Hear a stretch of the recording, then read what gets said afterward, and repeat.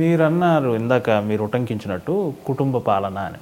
ఈ జాడ్యం దాదాపు ప్రతి రాష్ట్రంలోనూ అన్ని రాష్ట్రాలు వేళ్ళు ఉనుకొని పోతుంది. అన్ని రాష్ట్రాల్లో రీసెంట్గా శశికళ గారు ఆవిడ జైలుకి వెళ్ళినా కుటుంబం కూడా కాదు దానికి ఏదైనా కానీ ఎక్కడ కుటుంబం లేదు కాబట్టి ఇంకో రకమైనది వచ్చింది అంతే.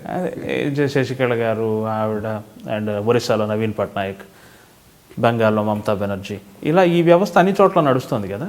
దీనికి మీరిచ్చే పరిష్కారం ఏంటి సార్? అసలు ఏం జరిగి ఉండాలి? ఇలాంటి పరిస్థితుల్లో రాష్ట్రాలలో ప్రత్యక్షానికి జరిగినట్టయితే మంచో చెడో ఆ నాయకుడినో నాయకురాల్లో ప్రజలే ప్రత్యక్షంగా ఎన్నుకుంటే వాళ్ళు ఓటేసేటప్పుడు కేసీఆర్ను చూసి ఓటేశారు కానీ ఎమ్మెల్యేలను చూసి ఓటేయాలి. అవును, చంద్రబాబు నాయుడు చూసి ఓటేశారు కానీ ఆయన ఎమ్మెల్యేలను చూసి ఓటేయాలి. అలాగే జయలలితను చూసి ఓటేశారు కానీ ఇంకోరిని చూసి ఓటేయాలి. మంచో చెడు.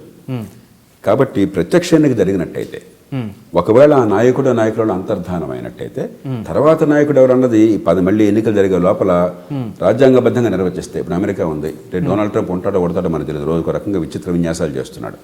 ఒక 6 నెలల తర్వాత ఆయన పదవి పోయింది అనుకోండి, ఏ కారణం అయినా కానండి ఉదాహరణకి, అప్పుడు ఆయన తర్వాత ఉపరాష్ట్రపతి ఎవరన్నది మనకి అందరికీ అనుమానం ఏం లేదు. ఆయన కూతురు ఇవాంకాన్ని తీసుకొచ్చే అవకాశం ఆయనకి మీకు నాకు లేదు. ఉపరాష్ట్రపతి ఆల్రెడీ ఎన్నికైపోయాడు. ఆయన కూడా ఏ కారణంగా లేదనుకోండి, ఆ తర్వాత అక్కడ ఉన్నటువంటి కాంగ్రెస్ స్పీకర్ అవుతాడు, హౌస్ రిప్రజెంటేటివ్స్కి హౌస్ స్పీకర్ అవుతాడు. ఆయన కూడా లేడనుకోండి, ఆయన తర్వాత ప్రెసిడెంట్ ప్రోటెంపర్ ది సెనేట్ అని ఆయన ఉంటాడు, ఆయన అవుతాడు. ఆయన కూడా లేడనుకోండి, ఆ తర్వాత సెక్రటరీ ఆఫ్ స్టేట్ అవుతాడు. అంటే క్లియర్గా 1, 2, 3, 4, 5 ఎవరు. తర్వాత ఇదంతా ఇది 2 ఎన్నికలకు మధ్య. మళ్ళీ ఎన్నికల్లో మళ్ళీ ఎవరో ప్రజల ముందుకు రావాల్సిందే, ఆ మనిషి ఎవరైనా సరే ఆయన ఆవిడ ప్రజల మద్దతు పొంది గెలవాల్సింది. అధ్యక్ష తరహా ఉండాలి. కానీ రాష్ట్రాల్లో జాతీయ స్థాయిలో బహుశా అది సాధ్యం కాదు, ఆచరణ సాధ్యం కాదు. ఎందుకంటే హిందూ, ముసల్మాన్, హిందీ, ఇతర భాషలు, ఉత్తరాది దక్షిణాది చాలా ఫ్రాక్చర్స్. ఇందాక అనుకున్నాం, మంది ఒక్క దేశంగా అనుకోవడానికి వెళ్ళలేదు. లీకువాన్యూ మాటలు మీరు చెప్పారు.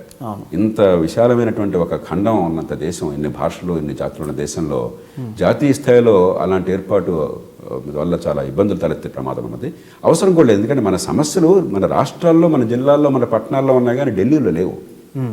ఢిల్లీ వల్ల మనకు జరిగేది ఏం లేదు. మన నోటు బంద్ వల్ల మనందరికీ మంచో చెడో కొంత ప్రభావం తెలిసింది కానీ, లేకపోతే ప్రధానమంత్రి గారి చర్యల వల్ల ప్రజల జీవితంతో సంబంధం లేదు అసలు. మామూలుగా ప్రధానమంత్రికి ప్రజలకి సంబంధం లేదు. మంచో చెడో మన రాష్ట్రం, మన జిల్లా, మన ఊరు, ఇది మన జీవితాన్ని శాసించేది. కాబట్టి మార్పు ఇక్కడ రావాలి.